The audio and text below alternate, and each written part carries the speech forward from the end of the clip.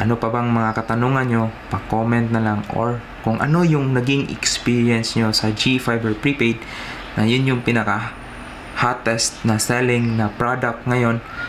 Maraming nagpa-connect guys, as in ubusan na yung port ngayon. Kaya kung ako sa inyo, kung meron kayong 1,000 pesos, yun, magpakabit na kayo, kasi para lang ma-reserve yung port para sa inyo. Kasi pag once na maubos yung lugar ng port, baka matagal pa sila mag-expand. Kaya as much as possible, yun nga, GFiber Prepaid yung option nyo ngayon.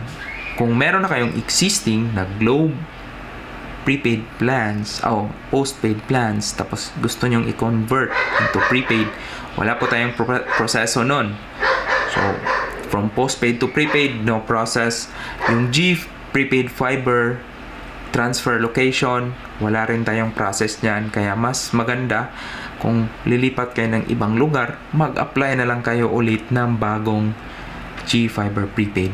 Kasi papayad lang kayo ng one-time plan, one-time fee na 999 ngayon, comparing sa iba.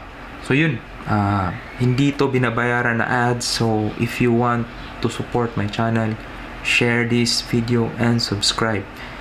Kaya yun nga, gusto ko lang i-share na paubos na yung port natin sa GFiber Prepaid. Kaya as much as now, register na kayo, then get connected sa internet. So napakalaking tulong ng GFiber Prepaid sa mga online. Not only online business, but also for educational purpose. So yun nga, maraming salamat and keep in touch.